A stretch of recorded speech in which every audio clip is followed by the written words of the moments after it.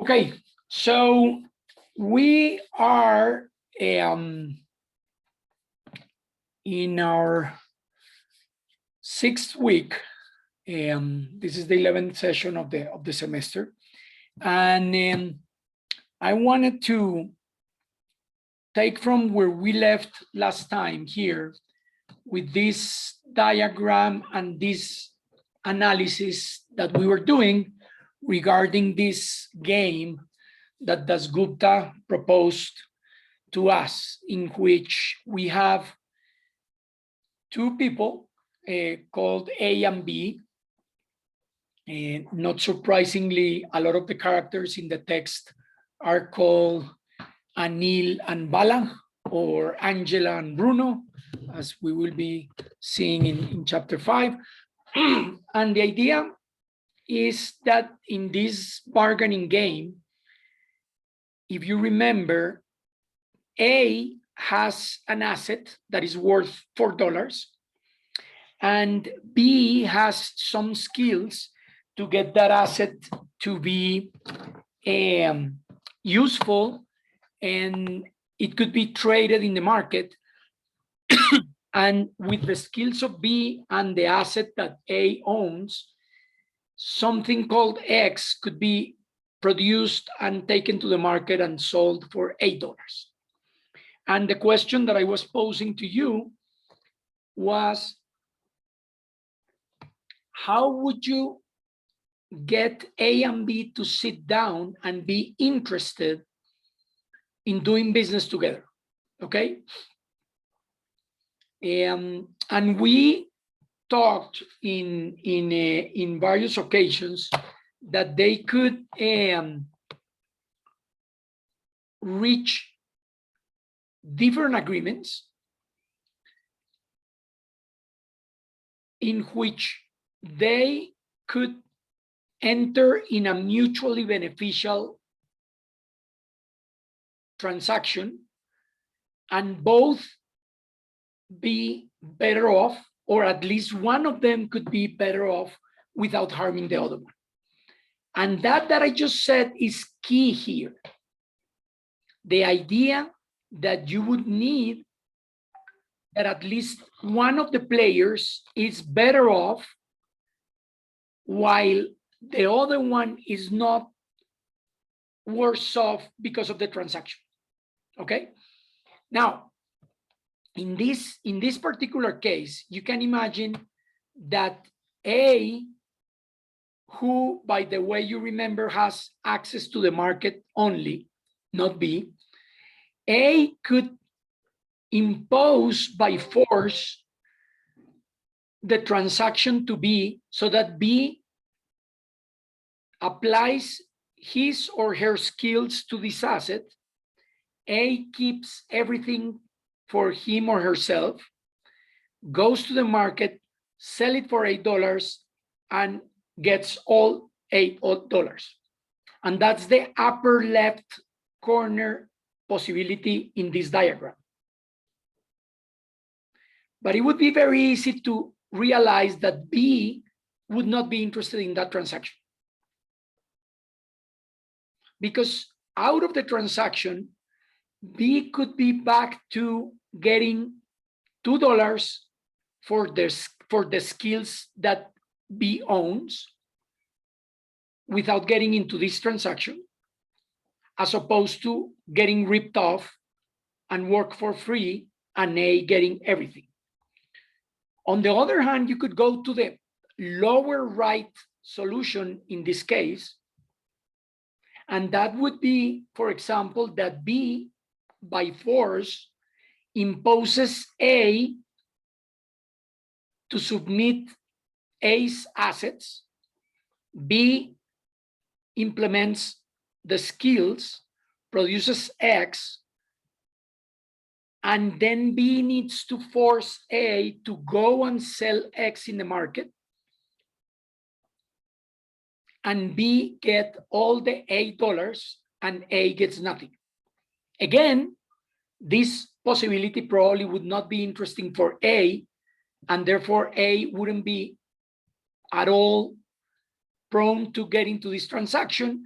because again, A has a fallback position, namely $4, which is what is worth that asset in the market. So both have this fallback position, $4 for A, $2 for B, as you can see in the diagram, from which they are going to compare improvements if they enter into the transaction. And what I said at the end of last time is that probably only in the green area in this diagram, you would find possible movements for a transaction that would be mutually beneficial to both. Now, it could be the case that they enter into the transaction and enter into these 3 dots in the green area that are feasible and also of potentially mutually interesting for both. And yet we need to figure out how to split the $2 profit. Because if we put $4 from the asset and $2 from the skills, that's 6 in costs, and we sell this for 8, we need to decide how to split the $2 profit. And we had a discussion with you guys, and you can go back to the recording from last time, and you will find various arguments. It could be, let's divide these $2 profits by half. $1 for A, $1 for B. Now A moves from 4 to 5, and B moves from 2 to 3. Each get 50% of the profit. That's a possibility. First, this is not the only one. Secondly, it's subject to discussion. For example, someone could argue, hey, A is putting more into this business because A is investing $4 worth of the investment, while B is putting into the business only $2. So this is a 2-to-1 ratio in terms of the investment by A and B. And therefore, the profits should be split proportionally in that manner too. That's another argument. But let me give you one more argument. B has more needs. B doesn't know anything except for her skills. And maybe B needs more right now and should get more out of this business, whereas A can enter into this business just because A owns this asset, but A doesn't have skills at all. Which could mean also that B went to college and got a training. And that's why B has more effort put into getting those skills ready to transform this asset and produce X. And this would be yet one more criteria on how to split the money. How to split especially those $2 extra that are within the reach of a mutually beneficial transaction in going from no business to doing business together into the green zone that you see there, okay?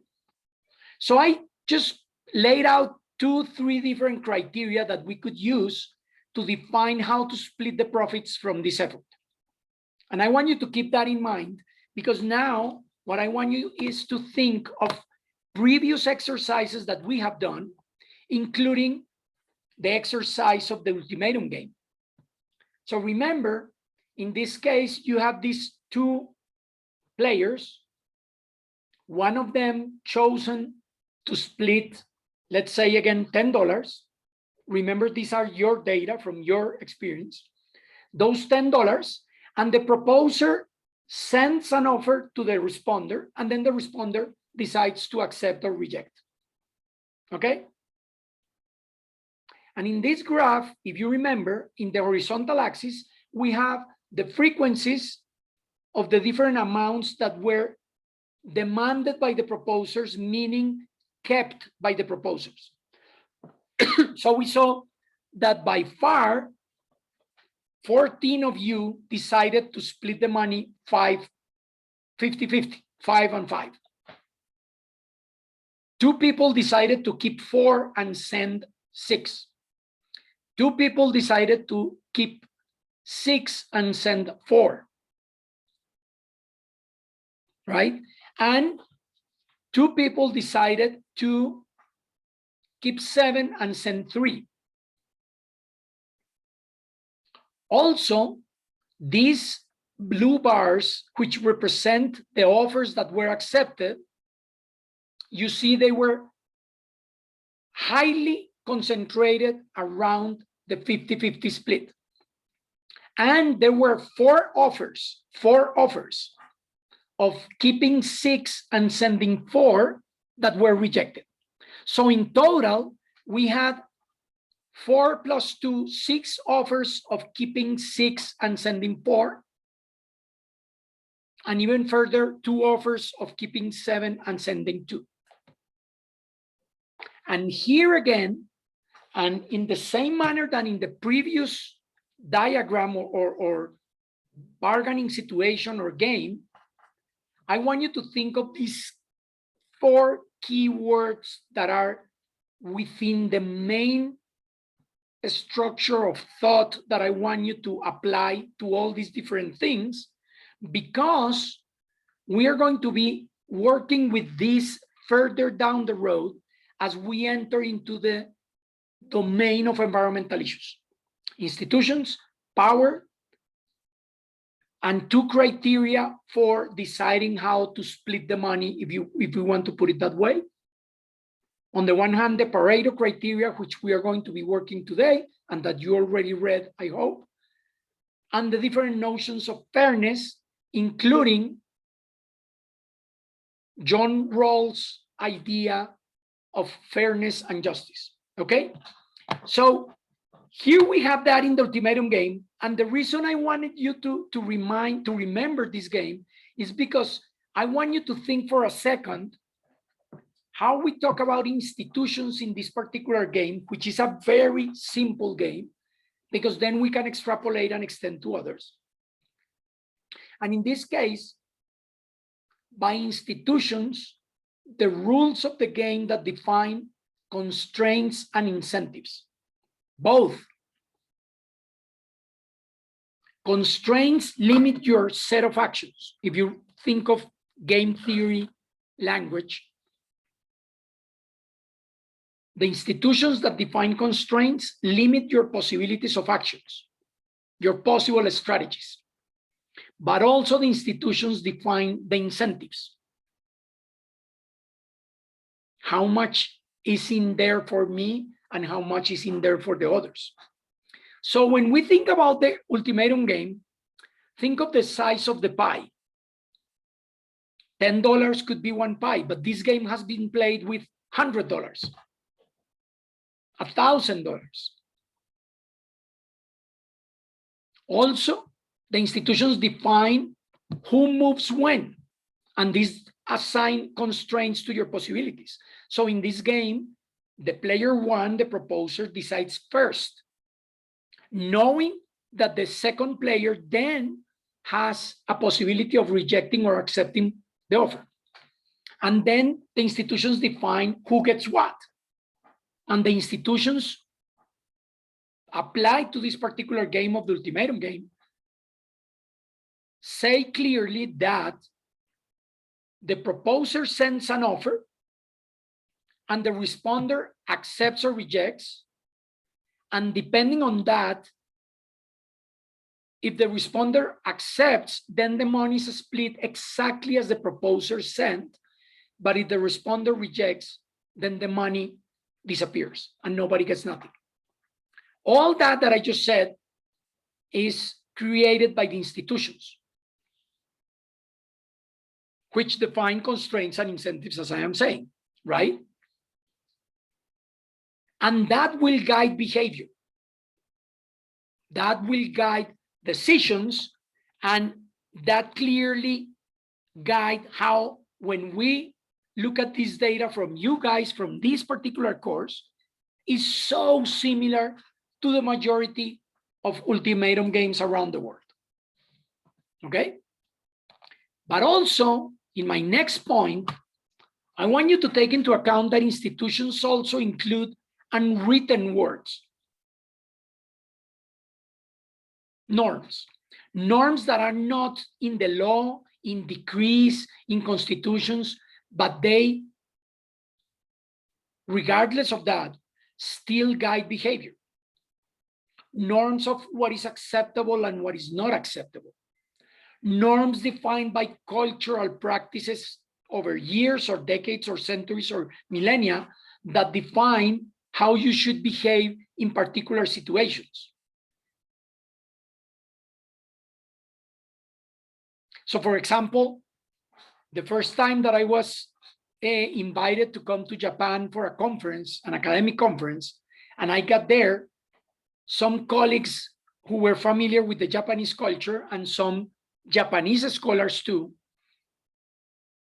showed me quickly that when you exchange business cards with a Japanese person, an academic, a business person, etc., you have to be very careful when you accept the business card that this person gives you. So I have the business card here, and the tradition is that if I receive the card, I take it with my two hands and I read it carefully and I bow and I accept the card as a gesture of the person towards the person that gave me the card, as opposed to in other settings that they give you the business card and you put it in your pocket quickly and you don't even look at the card.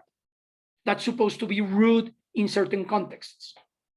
I also remember that we were in a social event in this conference, and they were like in a not a buffet but a cocktail kind of gathering, and there were waiters circulating with sushi, with this tray circulating sushi, and a couple of people told me to be careful to always leave the last piece or two pieces of sushi on the tray and not taking them, because it's cultural practice and a norm that you are leaving there that last piece for someone else. That if you take the last piece, you are signaling something that is not acceptable in the society.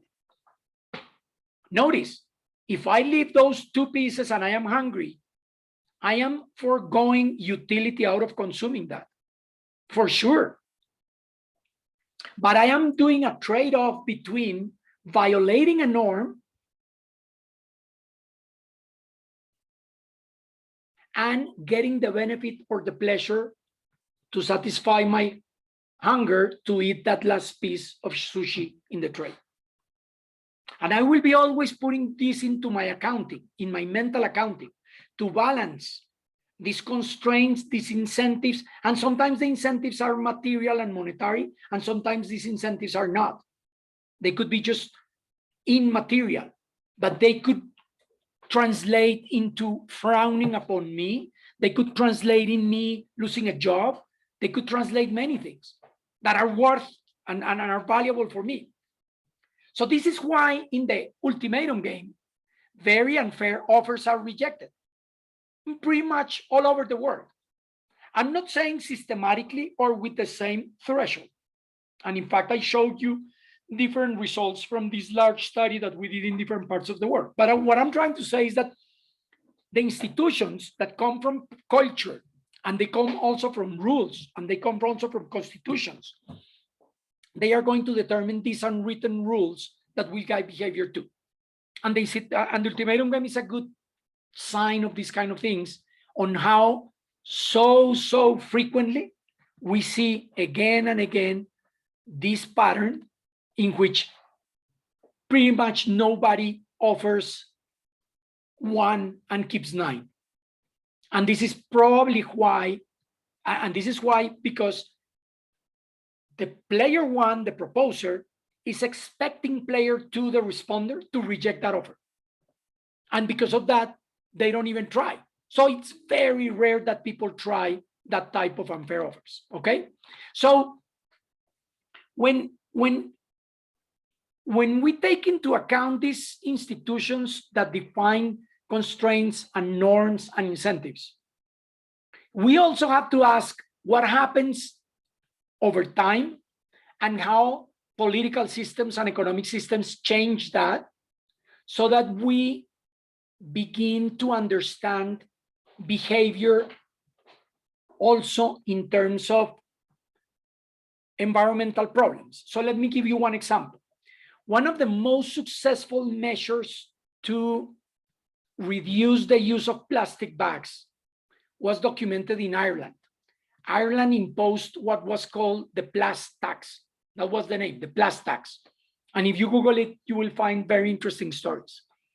And the Plast tax was basically a per unit tax. I think it was at the beginning some equivalent to 5 cents per plastic bag or so. I don't remember the exact numbers, but it was a very small number. So that if you were going shopping, you would have to pay extra per bag, per plastic bag, if you wanted to get your groceries in a plastic bag. And the idea was to promote the use of reusable bags, let's say cloth bags and reusable bags that you have in your home. But one of the fascinating things about the huge success of the Plast tax in Ireland is that, yes, there was a small monetary incentive, a tax on using those bags, but also the cultural change in the sense that apparently people were frowned upon in the waiting line in the cashier when they were asking for the plastic bags, and people felt guilty or ashamed of asking for plastic bags. And within 1 year, the numbers were incredibly successful in terms of eliminating the use of plastic bags in Ireland. So it's a combination of all these things that you're seeing there in the screen. And that's what I'm trying to tell you. So when institutions change, obviously, choices and outcomes also change.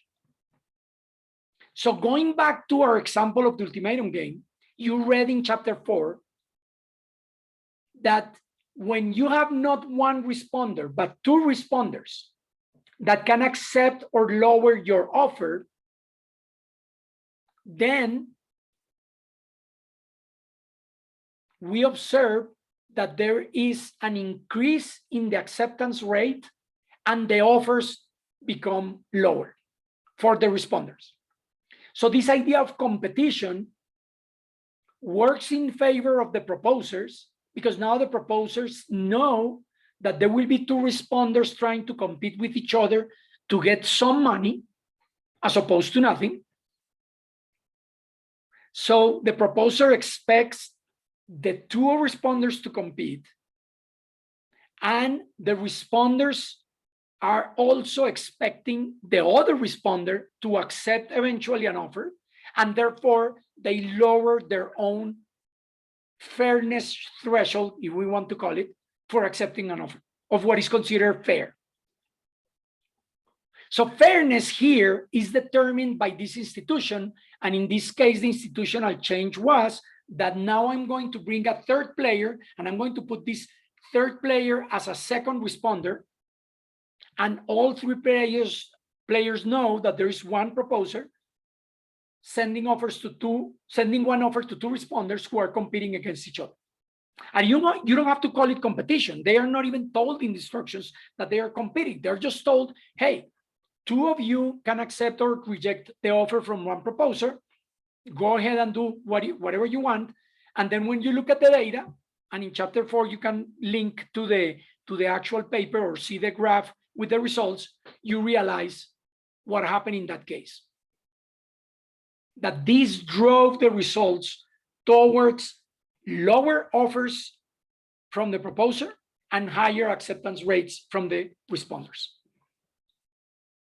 And finally, to wrap up this and get to the next point, what I'm trying to get here at is that these institutions, the rules of the game, written and unwritten, they determine behaviors and outcomes. And the reason they do is because institutions allocate power.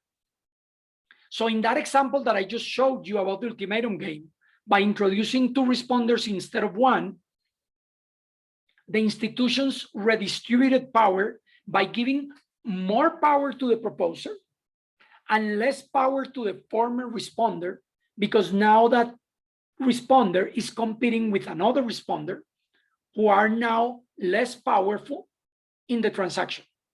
Having said that, I'm not saying they are not powerful at all. Of course they have power, because they still have the decision to reject or accept.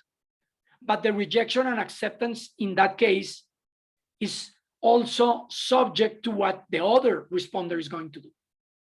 So this is a good, short, quick story of why institutions, by allocating power, are going to be key in understanding how we assign possibilities and we resolve situations by determining the constraints and the incentives that players have to decide over something. And that something will have consequences to themselves and to society as a whole, as in the case of environmental issues. So that brings me to the issue of power. And of course, power is a big, vague word many times. And depending on the discipline, you can talk about power in many ways. Interestingly, the basic training in economics, in the conventional courses of microeconomics and macroeconomics and the like, the idea of power is rather absent. But of course, we have political economic courses and economic courses in other ideas of heterodox economics on why power is so important. And it's one of the main components of this course, how power is affecting environmental outcomes. And all this idea of putting together all these pieces about game theory are for you to see how we can model and understand social interactions when power is exerted.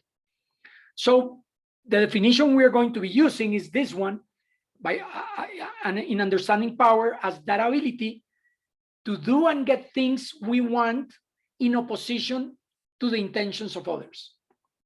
So like in the ultimatum game, of course, because we have an amount of money that needs to be split, and that amount of money has the particular circumstance of a zero-sum game in which every dollar that goes to one player reduces by that same amount the well-being of the other one, we will be analyzing how able is one player to get things the way that player wants in opposition of the intentions of other players. So that's why the proposer in the ultimatum game has some power and is going to decide how to get things in favor of his own well-being and probably in opposition of the intentions of the other one. And by that meaning, I am going to offer something that I hope the other one accepts. But of course, every dollar extra that I get is going to be on my benefit, but it's going to go it's going to go against the benefit of the other one. So in the ultimatum game, both players have power, but the power is actually unevenly distributed. Notice, the proposer has the power to offer, and the responder has the power to reject, and that power changes with institutions. As I explained with one example, I'm going to give you a few more examples in a second. But the idea is that power, how effective it is to determine if I get more money or less money in this ultimatum game. And as I said, when you have two responders, each of those responders has less power than in the original case, and therefore that goes against their own interests, and therefore the acceptance rate and the money transfer from proposer to responder goes down because of that change in the institutions. So with that idea of power, let me give you, actually, I have those examples later, but let me give you first, I have a few examples more of the ultimatum game, but I want you to take a look at the following, which is the idea to get back to this game that we have here let me stop here for a second so that I can use my pencil. And what I want you to see is the following.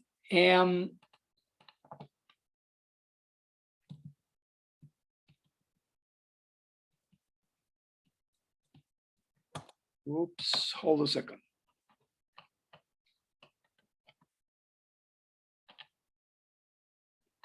Actually, now that I think, I'm going to give you the examples first, because then it would be interesting to share with the analysis of the game in a second.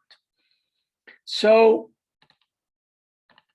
here are examples of different studies. And if you're interested, I can give you the detailed citations of these studies. But what I want you to look at here is what happens when certain variations are used in the ultimatum game and change the behavior and the outcomes. So in the standard game, in the baseline game, we already know the model offer is 50-50, and most offers that are considered as unfair are rejected. But more or less, pretty much most offers below 20%, so 80-20 will be rejected. But let me tell you a few examples from this table that you will eventually find interesting. For example, if the offers by the proposer are not decided by a conscious decision by the proposer, but they are decided by a random number. So you roll a die or you just generate a random number, and that number is used to decide how much money is sent to the responder. Then the low offers are rejected less frequently. You see? So the responder probably is feeling that the proposer wasn't responsible. It wasn't her intention to harm the person. And therefore, this person is more likely to accept an unfair offer because that unfair offer was not caused by a human conscious decision. Okay? So this is important for many reasons. One of them is that the procedure matters. So we will be talking about procedural justice in a second. But what I'm trying to say is that the process matters, not only the outcome. The outcome could be the same, let's say with a 70%, 30% split of the money. And the proposer keeping 7 and sending 3 would probably be rejected by a responder. But if the proposer didn't do it by consciously deciding how to split the money, but because of a random process that assigned that split of the money randomly, it is more likely that the responder accepts that money, and therefore well-being is produced because then the $10 are distributed as opposed to rejected. But the responder wouldn't see that as an unfair offer because it was the process of a random algorithm. So that's one more study that has shown how the institutions in these games matter and matter a lot. One more example, when you assign the roles of proposer and responders by a quiz. So imagine that in fact, we did a thesis here with a student of mine some years ago here in Colombia. So we put everyone to respond a quiz, just a trivia quiz or any basic knowledge quiz. And then you assign the role of the responder, the role of the proposer to people who perform better in this quiz, and the role of the responder to people who performed poor in this quiz. And both players know this. Then the offers go down and the acceptance rates go up because now this responder feels that the proposer has an entitlement because that person did better in the quiz. And therefore you see more unequal offers and more unequal accepted offers because of that, because you assign this by a quiz. So this would be the case for meritocracy. So if we think that we should live in a meritocratic society and we assign roles because of the skills, then you can assign the split of the production of anything that is being produced accordingly to those skills, and you could even produce a kind of inequality that is acceptable for both players. Okay, so that's one more example. One more. When the 50-50 split is forbidden, so you can split 1-9, 2-8, 3-7, 4-6, but then cannot split 50-50 and have to go all the way to 6-4 and so on, then this generates more frequently the 60-40% split, 6 for the proposer, 4 for the responder, and they are more likely to be accepted. Because the responder knows that the proposer could have had the intention to split evenly the money, but the game forbid that possibility. And therefore, it was a little bit more acceptable to receive the 6-4 offer. Now, remember here, in particular, remember these 4 offers that were rejected in orange. There were 4 people who were offered, hey, I'm sending you $4 and I keep 6, and 4 people said, no, I'm not going to take that, I'm going to reject it. 4 of you guys decided to reject that. What I'm trying to say is that if in the game, because of the institutions, we eliminate this possibility of splitting the money 50-50, then these offers would be more likely to be accepted in keeping 6 and sending 4. Okay, so that's one more of these examples of different games that vary this idea. And one last example of many more that are out there is when you bring someone, a third party, and you give money to a third party, and that third party could use that money to keep it to herself or to punish proposers who did an unfair offer. And that too has shown that under the threat of a third party to punish you, then the offers go up and more fair offers are made and are accepted.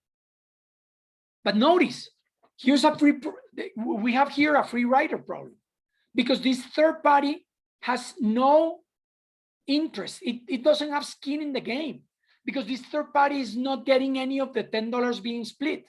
We are paying apart the third player. And yet what we find is that not only the threat of a third party being capable of punishing the proposer works, but also it is indeed enacted. These third parties sometimes use that money. They commit part of their earnings in the game to punish unfair proposers. And again, they could be free riders. They could just say, give me the money. I don't care about these 2 guys. That's their problem on how to split the money. But yet third parties intervene to maintain a norm of fairness. So now let me, with all that background, get into the game theory again of these kind of things. So I'm going to give you this game that you have seen many, many times already. This is the game in which the 2 players, Anil and Bala, decide a pesticide or a pest control technique, and they could use the integrated pest management, IPC, or they could use this pesticide that creates externalities, Terminator, and these are the payoffs. So what I'm going to do is to graph these payoffs in a different way, and that different way is what you see in the graph in the left. So I hope you are seeing there the letters.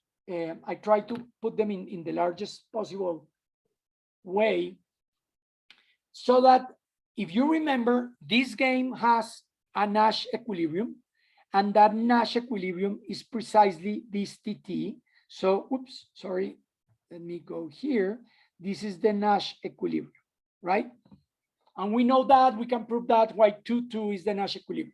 So that's the payoffs for Anil and the payoffs for Bala are 2 and 2. They could both use Terminator.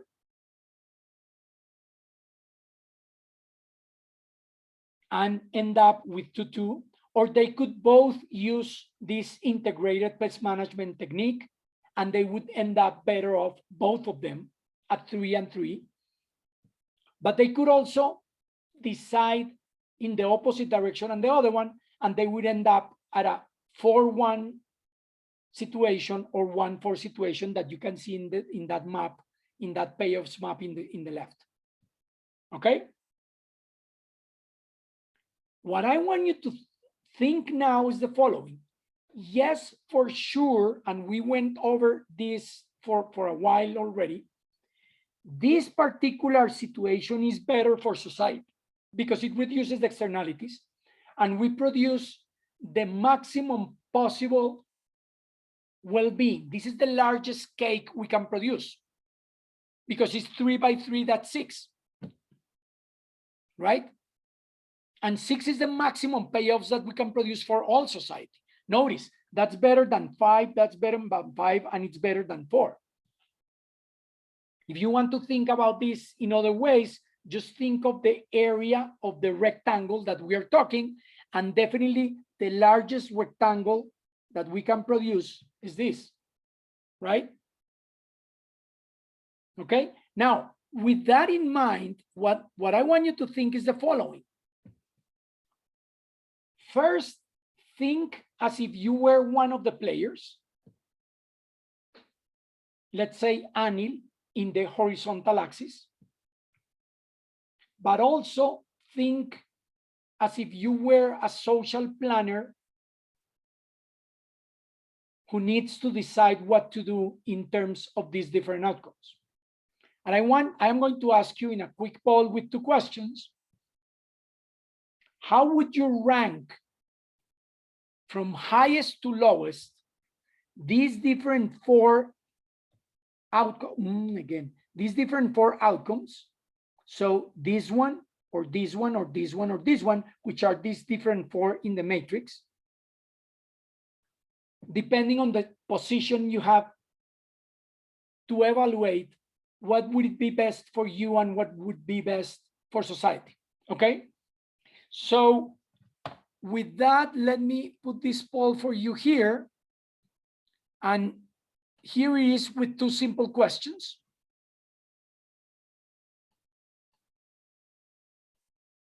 And let me turn my lights on. It's getting dark.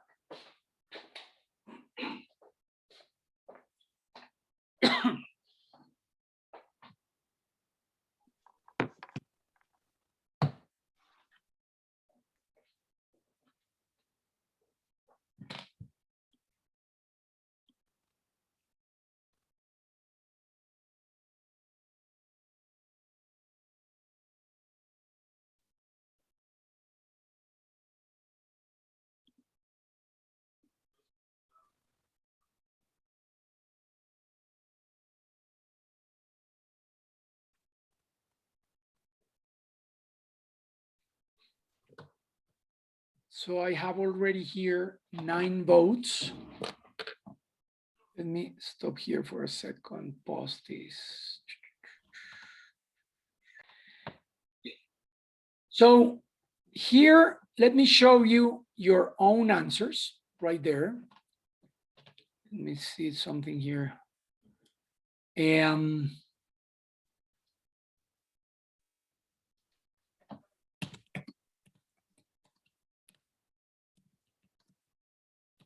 Okay, so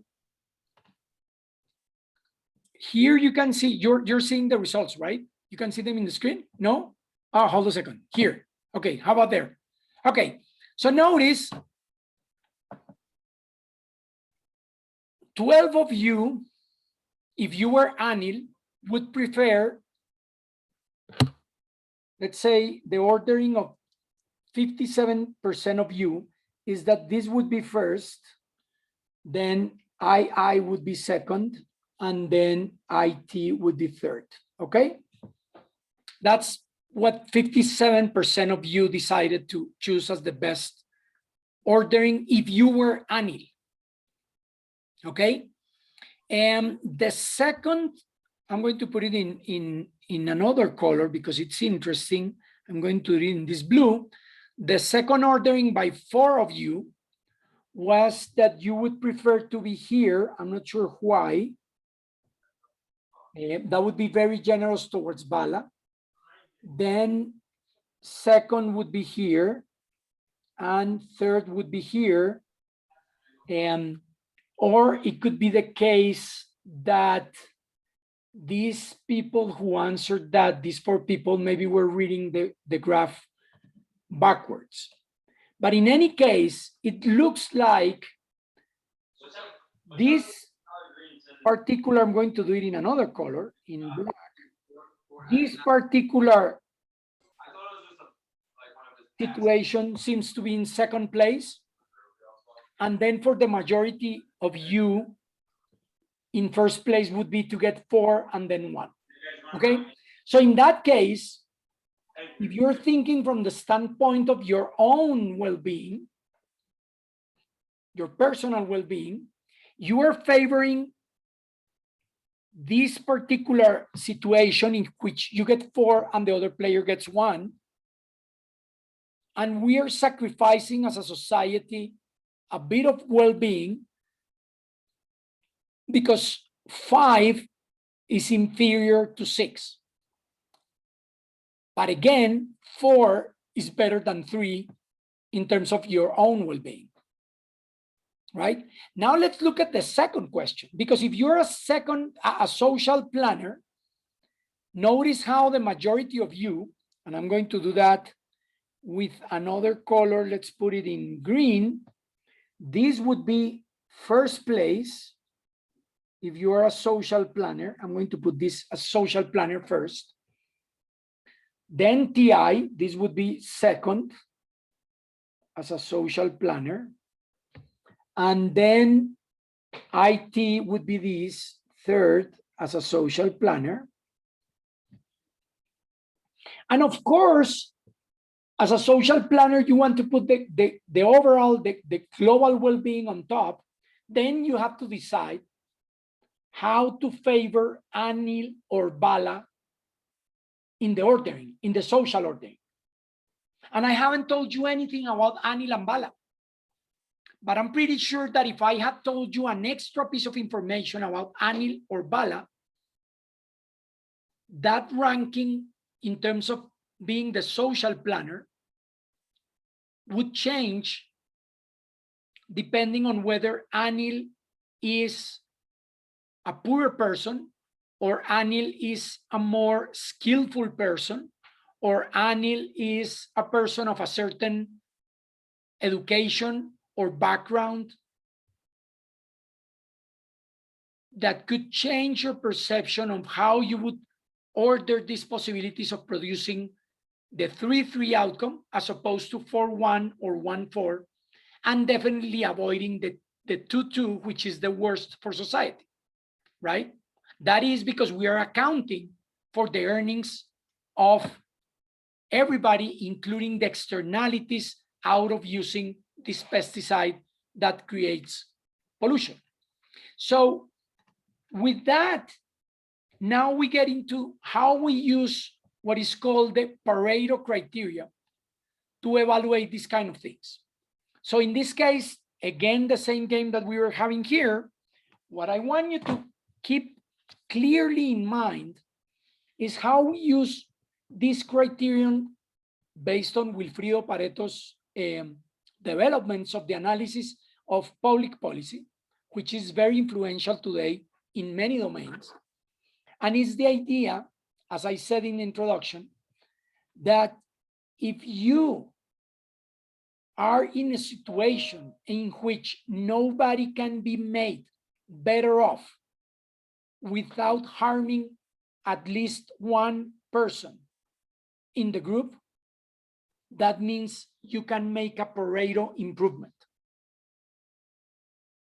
If you can improve someone, let me repeat, if you can improve someone's well-being without harming anyone else, that is a Pareto improvement.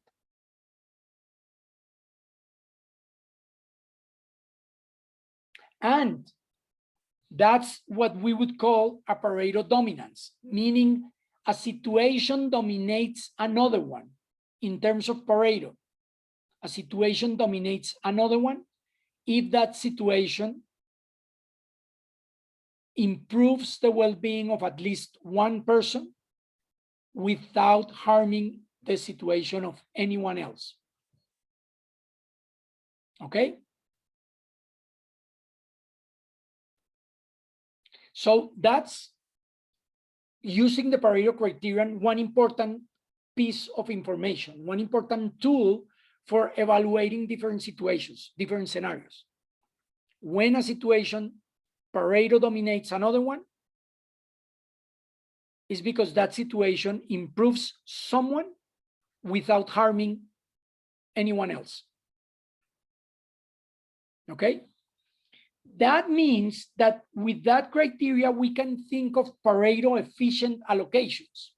A Pareto efficient allocation is a situation in which, again, nobody can be improved, nobody can make more money or improve its own well-being without harming anyone else.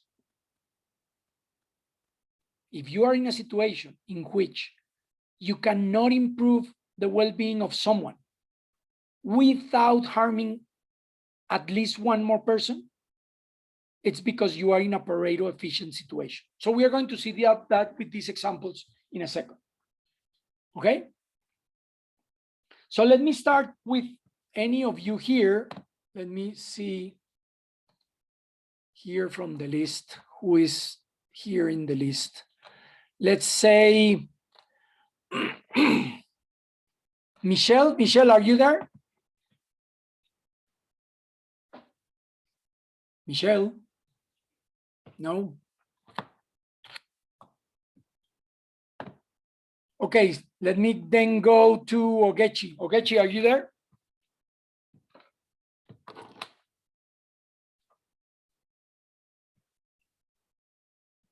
No? Okay.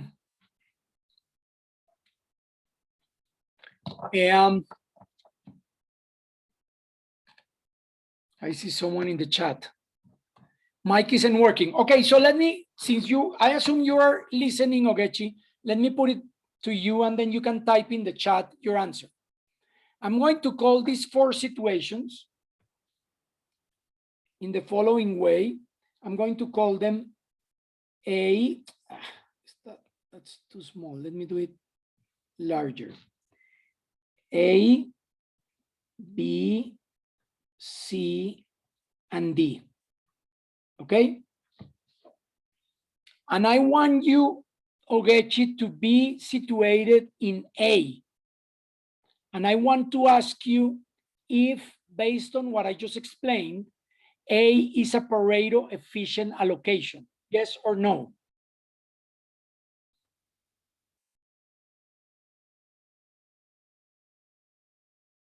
Okay, and can you type why is a Pareto efficient allocation?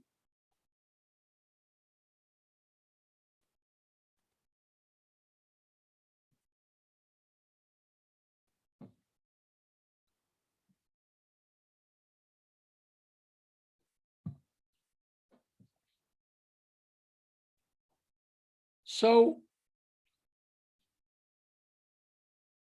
Ogechi says that it's a Pareto efficient allocation because they have the same payoff. Is there anyone here who disagrees or agrees with that? If you agree, can you say you agree and why? Or if you disagree, why? Who wants to jump in? Anyone? I disagree because they could both be better off if they go to C without like either of them losing anything.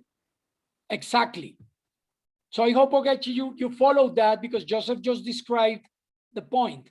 A is not a Pareto efficient allocation because C, Pareto dominates A.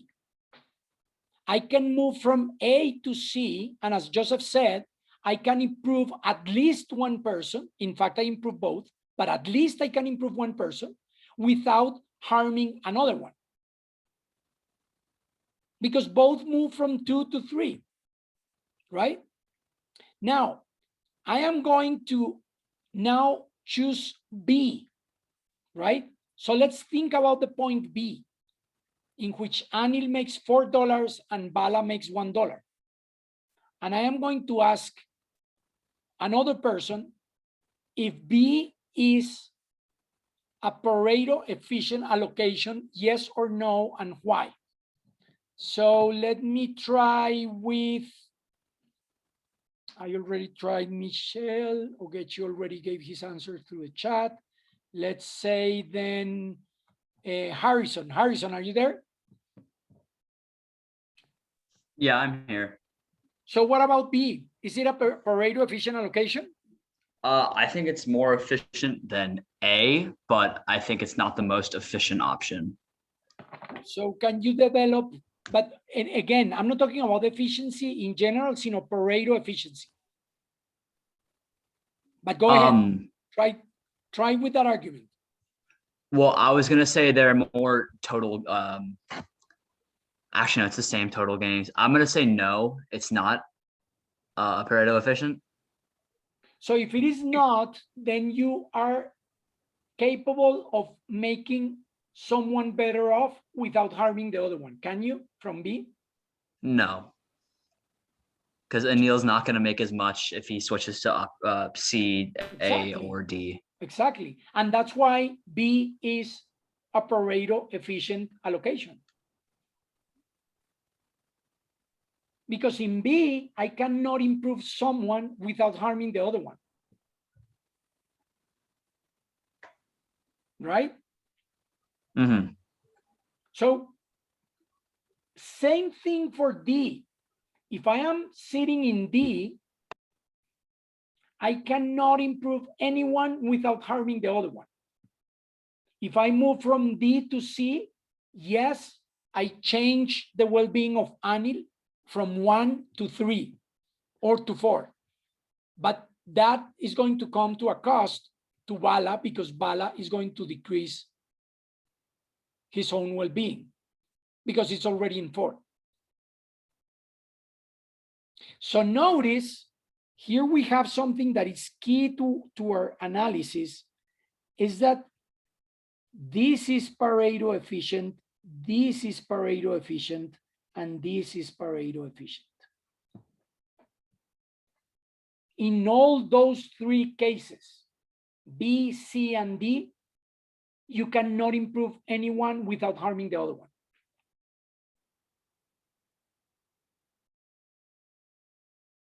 A, that's fine. We already solved it. A is not Pareto efficient because from A, I can improve at least one person without harming anyone else. But the reason I'm using this criteria here and that you read in that chapter is because this Pareto criterion is not telling us which outcome should we choose between B, C, and D. It doesn't. It just says that all those 3 are Pareto efficient, and therefore we should protect the status quo, meaning that if we're sitting in B, based on the Pareto criteria, we shouldn't move. And that would maintain the status quo of an unequal allocation in which Anil is making $4 and Bala is making $1. And the only way we can improve Bala's life is by moving Anil's payoffs down, and that would mean breaking the Pareto criterion. And I am putting this here because unfortunately, I believe this criterion has been very powerful in deciding over public policy, in deciding how to allocate public resources, in deciding how to analyze public investment. So if society is in B, it would require to break the Pareto criterion to move to C, even if we agree that C is a good idea. I mean, remember this. Let me show it again. If you are the social planner 2/3 of you guys would prefer society to be in C than in B. But imagine that society is in B and you're the social planner. You would have to break the Pareto criterion to move to C. But you all know, but 2/3 of you would prefer C as the best allocation, right? So that is important because we need to decide which of these different allocations should be favored through our instruments, through our criteria, through our designing of institutions. And that's not an easy task, but we are not getting so much help with the Pareto criterion because again, D, C, and B can be all Pareto efficient, as I already showed. And this criterion doesn't tell us which we prefer. So one of the problems here is, again, that there are Pareto efficient allocations that might be rejected for society. So imagine we are in B. Yes, it's Pareto efficient, but you are Bala. If you're Bala, you wouldn't like B. And as Bala, you would say, then why not D? In B or in D, we are making $5 for 4 + 1. So why B? It should be D if you're Bala. But then comes power and institutions. Who decides that it's going to be B or D, or it's going to be C? That's way more difficult when we think about, again, the political economy of these problems. So I want you to go back to the invisible game, the invisible hand game, which you already read about. We did it. You played an experiment with that. You saw the data. And I want you to make do exactly the same analysis that we did with this pest control game, and do it with invisible hand game, and analyze in the same way the idea of Pareto dominance, the idea of Pareto efficient allocations, and then the problem on how to decide which should be the best outcome that society should choose, which again is not solvable with a unique answer through the Pareto criteria. Then comes, so think about that and keep that in your mind and do it on your own. And if you have questions, let me know. But that would be an interesting game, because that invisible hand game is it's a different situation in terms of the payoffs, the interests, and the different conflicts that may appear because of this Pareto criteria. Now comes the issue of fairness. Now with fairness, it's even more complicated, because with fairness, we don't have rules of thumbs like in Pareto. With Pareto, I gave you rules of thumbs. A situation is Pareto efficient if you cannot improve anyone else without harming anyone else. But when you think about fairness, your perception of fairness is different from mine. What you think is a fair allocation, it might show or look unfair to me. There are tons of discussions, public discourse around what is fair in terms of creating equality. For example, equality of opportunities or equality of outcomes. Think of what is happening right now in two major domains that you're hearing in the news. One is if Biden should erase the college debt of a ton of college students in the US who are up to the neck, about to drown in debt because of the accumulated credits that they took to be able to finish college. Think also the discussion about this extra check in the bailout plan that Congress just passed in the US, proposed by the Biden administration, to send checks to a number of households.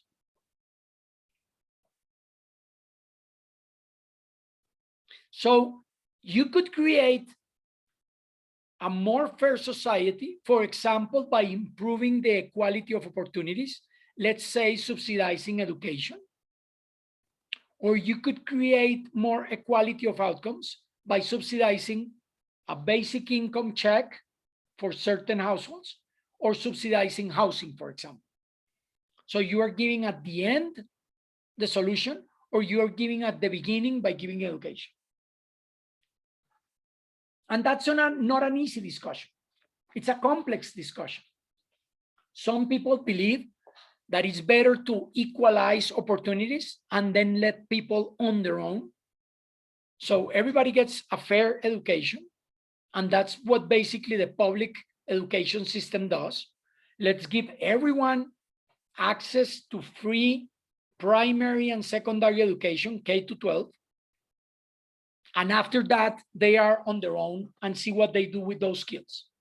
If they want to make an effort and use those skills to improve in their lives, that would be creating an equality of opportunity.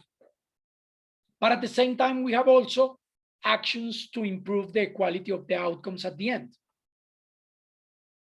So we give final outcomes like subsidizing housing.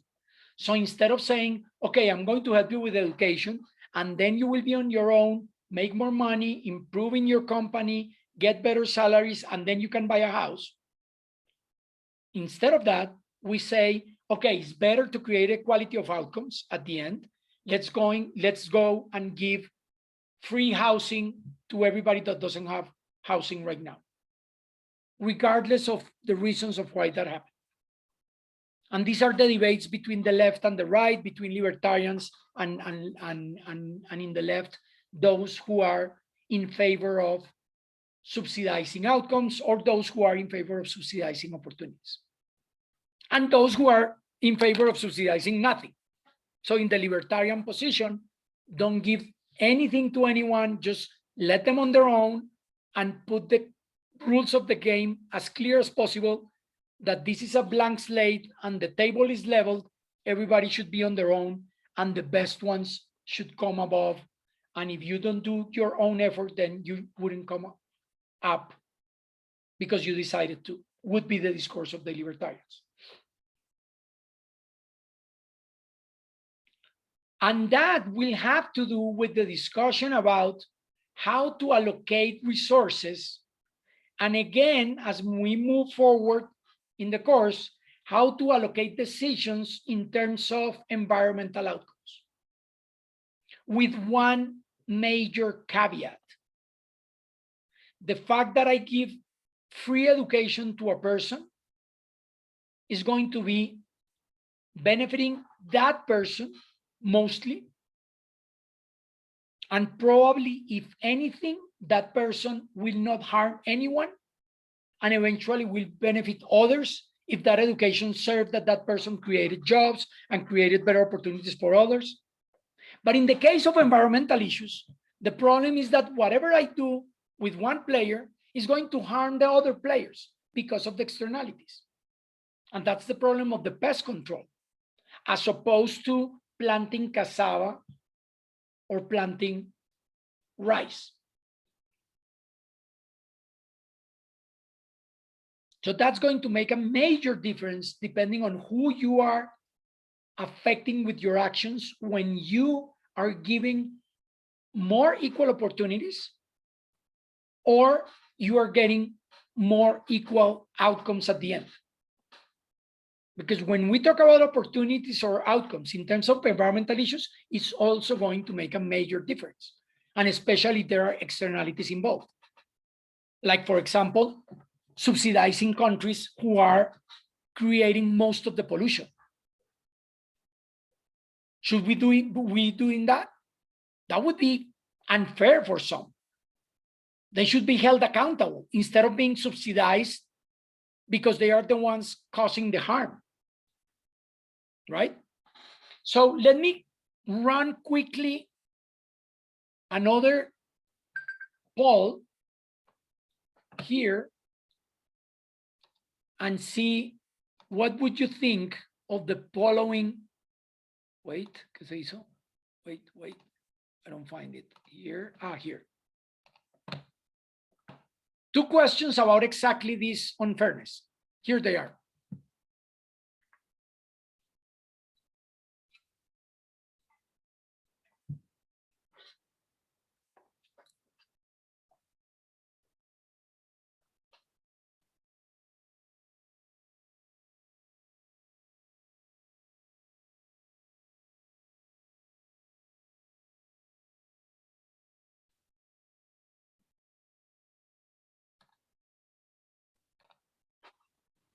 So with that picture of roles, we are going to be talking about this on Thursday, and I'm going to give you a couple situations for you to evaluate, more specific than the abstract ones that you just responded in the polls.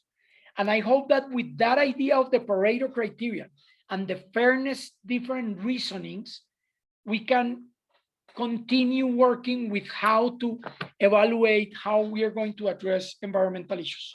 So I'll see you guys on Thursday, and have a great day and a great Wednesday. So see you guys on Thursday. Bye-bye. Thank you, Thank you. Professor. Okay. Thank you.